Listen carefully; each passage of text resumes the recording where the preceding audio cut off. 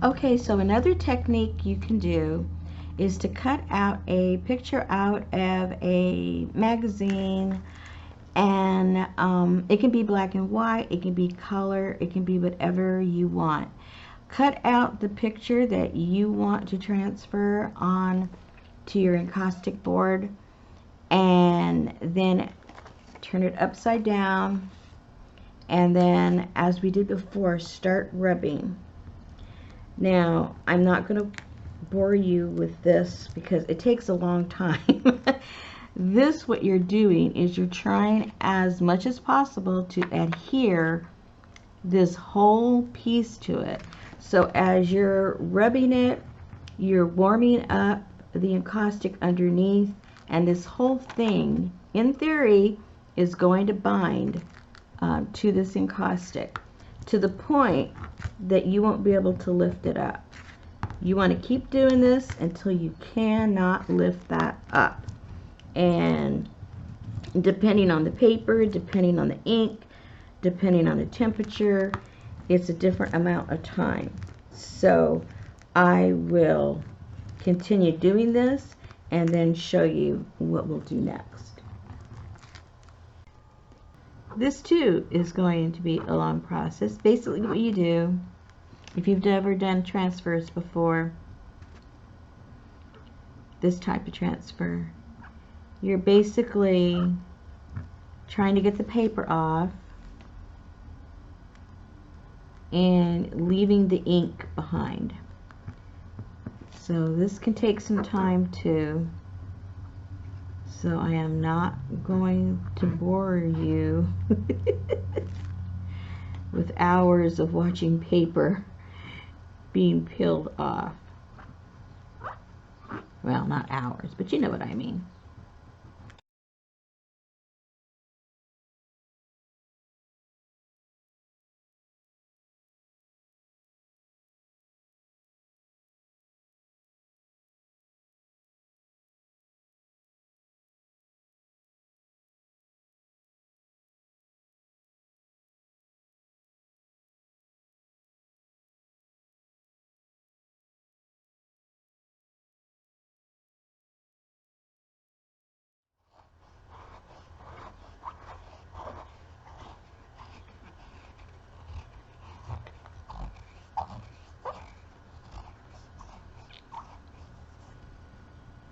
Okay, so just when you think you have all the paper off, let it dry. Just dries real quickly, and you're going to see all this hazing up, and that is where there is still pulp. Now you have to be very careful because you're pretty much going to be at the last layer of these papers, and you don't want to start getting into your encaustic. Now see, this is pits that was in the wax itself. This isn't the ink coming off. It was just the pits that were there. But there's still paper coming off down here. You can see how it's rolling up. Just keep playing around with it.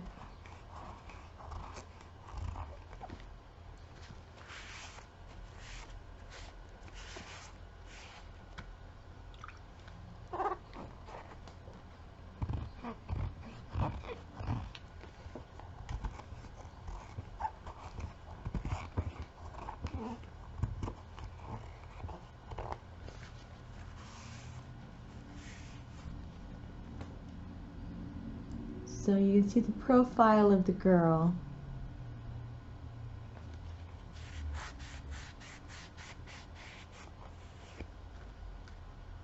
You can let it dry a little bit more, and you might see where there's some hazing up. Like right here, it seems like there might be some more paper right there.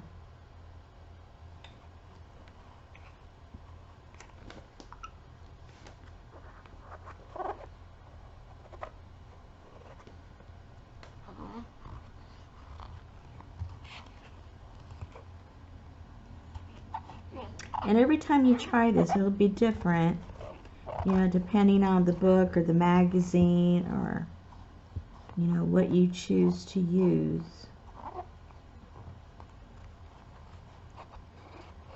Different publications, you know, their ink is different.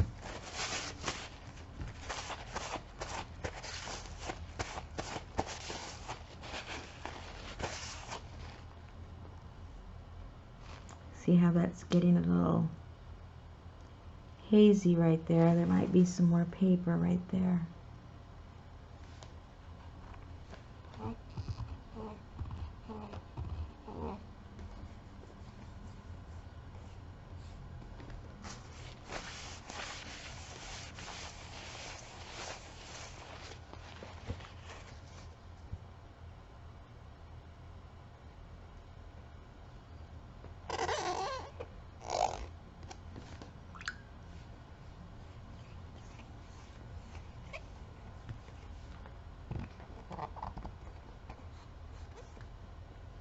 See, when it's wet, you can see through that little bit of pulp of paper. But when it dries, you'll really be able to see where it's hazy. And that means you need to work on it a little bit more.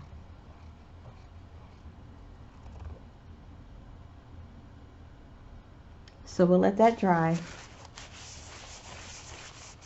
And then I'll come back and see what I need to do, if I need to do any more or not.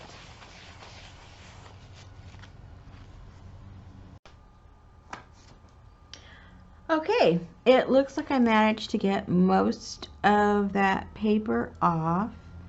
There's still a few little places where there's a little bit of a haze. If after you have taken all the paper off to the point where you're afraid you might be starting to take the ink off, what you can do just on where the transfer is, you can get some baby oil or coconut oil and just rub it wherever that haze is, and it will make that paper that is left behind transparent. And your picture will be crisper.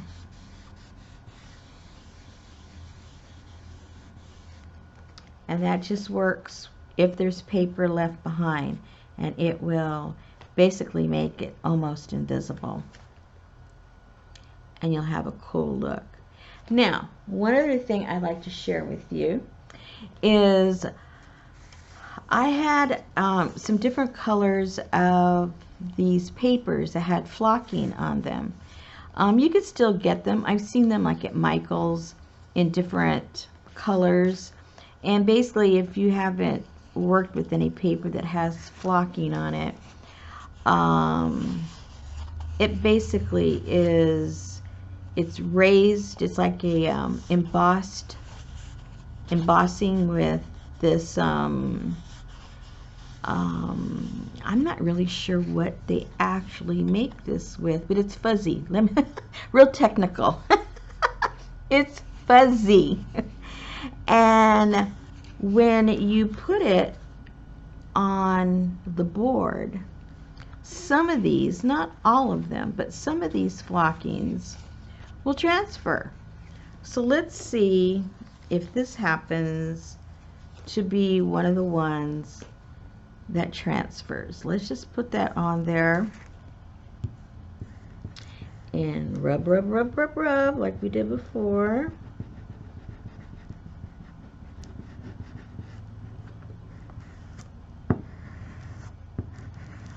Rub it enough because you want it to get embedded. You got to create that little bit of friction so that the encaustic warms up, creates a bond with that flocking, and then when you lift up that paper, the flocking stays behind because it's now embedded. into the encaustic. So let's hope this works. Like I say, they don't all. I guess it depends on the manufacturing. Let's see if this one does the trick. There you go.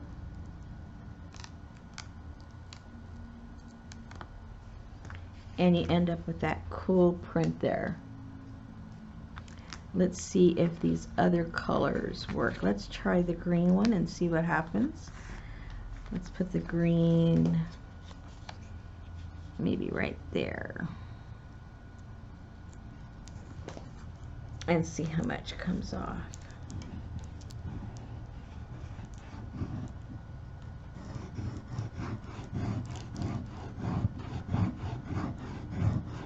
Remember, it's the friction. You're heating it up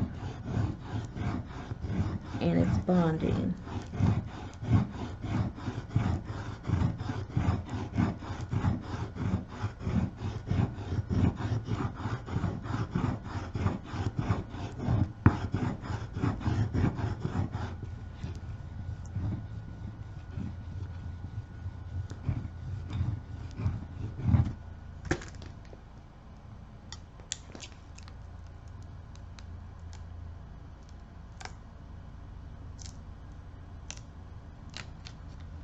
See, that one barely transferred. I don't know if it was the kind of product or the fact that it's the green. Let's try with some of this black one, see what happens.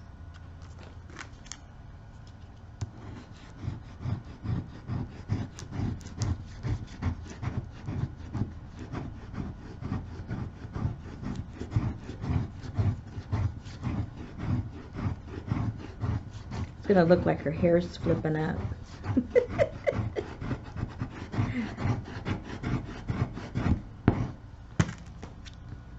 take a peek. Oh yeah, that one's working, so let's do that a little bit more.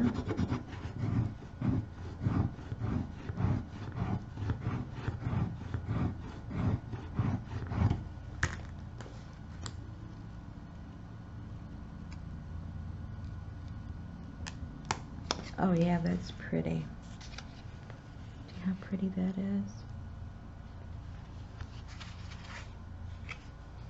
Let's put some right here.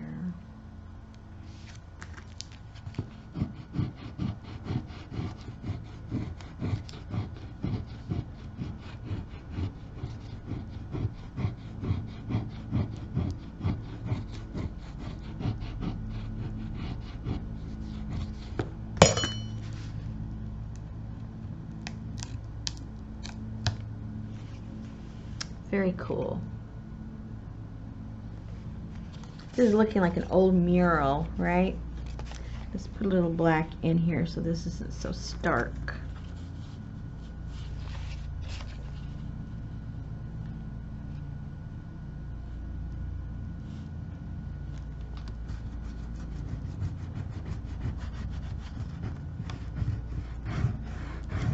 Just a little.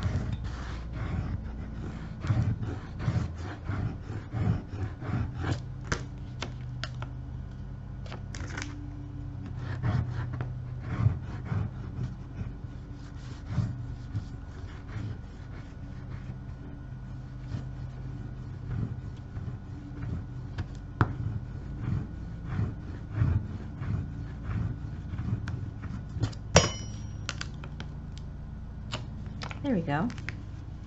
That's cool.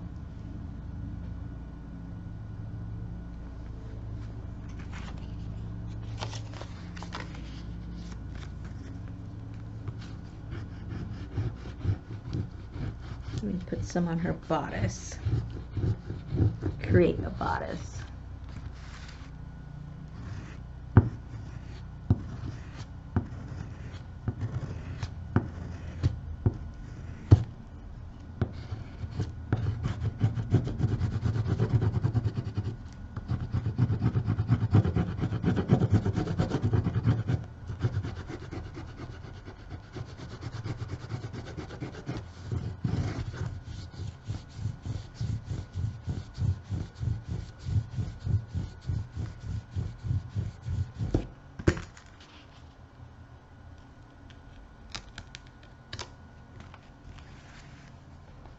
Very cool.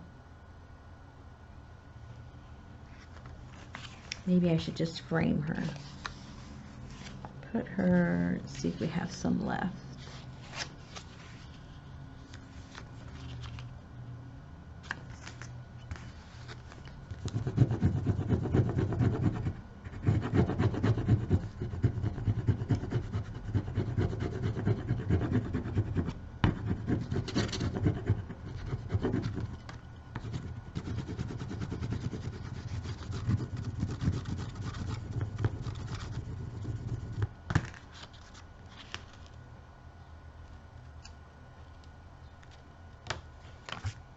Very cool. I like this.